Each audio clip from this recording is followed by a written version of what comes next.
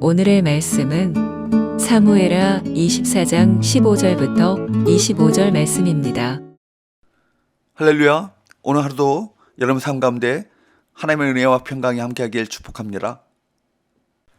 다윗의 범죄로 인해 갓을 통해 하나님께서는 징계하실 것을 예고하셨습니다. 세 가지 징계 중에서 하나를 선택할 것을 알려주셨는데 그중 다윗이 선택한 것은 3일간의 전염병이었습니다. 15절 16절 이에 여호와께서 그 아침부터 정하신 때까지 전염병을 이스라엘에게 내리시니 단에서부터 브에세바까지 백성의 죽은 자가 7만 명이라. 천사가 예루살렘을 향하여 그의 손을 들어 멸하려 하더니 여호와께서 그 재앙 내리심을 뉘우치사 백성을 멸하는 천사에게 이르시되 족하다 이제는 내 손을 거두라 하시니 여호와의 사자가 여부스 사람 아라우나의 타작마당 곁에 있는지라. 하나님께서는 전염병을 이스라엘에 보내셨고 그 전염병으로 7만 명이 죽었습니다. 그런데 하나님께서는 아직 기한이 남았는데 천사의 손을 거두게 하십니다. 그 이유에 대해 성경은 하나님이 재앙 내리심을 뉘우치셨기 때문이라고 말하고 있습니다. 뉘우치다 라는 말은 히브리어 나함이라는 이 말인데 이 말은 창세기 6장 6절 7절에서도 동일하게 이 말이 쓰여졌습니다. 그곳과 마찬가지로 한탄하다라는 뜻이죠. 즉 하나님께서 마음 아파하시고 괴로워하셨다는 것을 의미합니다. 하나님은 우리를 징계하실 때 마음 아파하시고 안타까워하십니다. 긍휼이 풍성하신 하나님을 바라고 속히 죄에서 떠나 돌이키시길 바랍니다. 다윗은 하나님께 백성 대신 자신과 자신의 집에 징계를 내려달라고 간청합니다. 17절 다윗이 백성을 치는 천사를 보고 곧 여호와께 아뢰어 이르되 나는 범죄하였고 악을 행하였거니와 이 양무리는 무엇을 행하였나이까 청하건대 주의 손으로 나와 내 아버지의 집을 치소서 하니라. 다윗의 간구를 들으신 하나님께서는 다윗의 선견자요 선지자 갓을 다윗에게 보내십니다. 갓은 여호와의 말씀을 다윗에게 전달합니다. 그 말씀은 아라우나의 타작마당으로 올라가 여호와를 위하여 제단을 쌓고 제사를 드리라는 것입니다. 하나님께서는 자신의 죄를 시인하는 자의 간구를 들으시고 회복의 길을 열어주십니다. 우리는 때때로 자책과 죄책의 늪에 빠져 헤어나지 못할 때가 있습니다.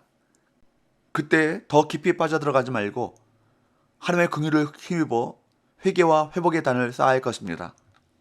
19절에 보면 다윗은 하나님께서 명령하신 대로 아라우나의 타작마당으로 올라갑니다. 21절 말씀에 보면 아라우나는 다윗 왕에게 자기 타작마당의 온가닥을 물었는데 아마도 그는 예루살렘에 재앙을 내리려 했던 천사를 보지 못한 듯합니다. 다윗은 이스라엘 땅에 임한 재앙을 멈추게 하려고 아라우나의 땅을 사서 제단을 쌓으려 한다고 대답했습니다. 22절에 보면 아라우나는 왕의 눈에 보기에 좋은 대로 취하라고 말합니다. 왕에게 땅을 파는 것이 아니라 헌납하겠다라는 의사를 밝힌 셈이죠. 그는 한 걸음 더 나갑니다. 번제를 드릴 소는 물론이고 타작 도구와 소의 멍에를 땔감으로 쓰도록 내어주겠다고 말합니다. 아라우나는 여부스 사람이었지만 대가를 바라지 않고 자신의 소유를 헌신하며 다윗이 하나님을 위한 제단을 쌓도록 도우려했습니다. 나의 헌신이 필요한 상황에 우리도 아라우나처럼 주저없이 기꺼이 기쁨 가운데 헌신할 수 있길 바랍니다. 그러나 23절 24절 말씀에 보면 다윗은 아라우나의 이 제안을 거절하고 다윗은 아라우나에게서 상당한 값을 주고 타작마당과 소를 매입합니다. 여기에는 예배자의 헌신에 대한 깊은 의미가 담겨 있습니다. 예배는 하나님과의 인격적인 즉 개인적인 만남입니다. 다른 사람이 대신할 수 없고 몸과 마음이 분리될 수 없다는 것입니다. 다윗은 정성과 사랑으로 예배를 준비하고자 했습니다. 그런 헌신의 기회를 다른 사람에게 빼앗기고 싶지 않았다는 것입니다. 그래서 기꺼이 타작마당을 위해 공금이 아니라 개인의 비용을 지불하면서 그 땅을 사고 그 땅을 주 앞에 드렸던 것입니다. 이것이 예배자의 마음이죠. 사람들은 다른 사람의 헌신 위에 무임승차하면서 하나님을 공경한다고 말합니다. 하지만 그것은 우리 예배가 될 수 있을지는 몰라도 나의 예배가 될 수는 없습니다. 하나님은 공동체와 만나시지만 그 공동체의 시작은 한 사람의 개인, 한 사람의 인격입니다.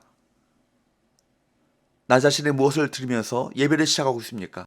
희생이 없는 예물, 자신을 드리지 않는 예배는 하나님을 기쁘시게 해드릴 수 없습니다. 25절 그곳에서 여호와를 위하여 제단을 쌓고 번제와 화목제를 드렸더니 이에 여호와께서 그 땅을 위한 기도를 들으시매 이스라엘에게 내리는 재앙이 그쳤더라. 다윗이 타작마당에서 하나님을 위한 제단을 쌓고 번제와 화목제를 드림으로 하나님께서는 이스라엘에게 내리는 그 재앙을 그치셨습니다. 회개는 무엇입니까? 회개 자체가 죄를 없애게 하는 것이 아닙니다. 오직 십자가 보혈을 의지하는 것, 그것 때문에 진노가 멈추는 것입니다. 하나님께서는 우리의 회개를 보시지 않으시고 우리가 의지하는 십자가 보혈을 보십니다. 하나님의 진노는 취소된 것이 아닙니다. 그 진노가 예수 그리스도께 부어진 것입니다. 바로 이 대속적 죽음이 하나님의 해결책입니다. 아라우나의 타작마당은 이삭을 대신해서 순양이 준비된 모리아산이며 훗날 여호와께서 임재하시는 솔로몬 성전이 세워지는 곳입니다. 또한 그곳에 우리 구주 예수 그리스도의 십자가가 세워졌습니다. 우리는 이런 대속의 은혜를 받은 자입니다. 그러니 어찌 온 마음을 다해 감사하지 않을 수 있겠습니까? 다윗에게는 더 다듬어져야 할 부분이 많았습니다. 하지만 성경은 이런 다윗의 모습을 우리 모두가 지닌 부족함으로 제시합니다. 결국 사무엘서의 마지막에 하나님의 진노와 징계 그리고 예배를 통한 회복을 보여주는 것은 다윗이 하나님을 예배하는 참다운 예배자였고 하나님과 이스라엘 백성 사이의 중보자였음을 깨닫게 합니다. 진정 우리 인생이 다윗처럼 참다운 예배자의 모습으로 세상과 하나님을 잇는 중보자로 쓰임받기를 간절히 소원합니다. 기도합시다. 하나님 아버지, 다윗이 아라우나의 타작마당에서 하나님께 번제와 화목제를 드림으로 죄를 용서받고 재앙이 그쳤던 것처럼 예수 그리스도께서 우리를 위한 화목제물로 하나님께 드려짐으로 우리의 죄가 용서받고 구원받게 되었습니다. 이 은혜에 늘 감격하고 감사하며 우리 인생을 하나님께서 기뻐하시는 산제물로 드려지게 하여 주옵소서. 예수님의 거룩하신 이름으로 기도하옵나이다. 아멘.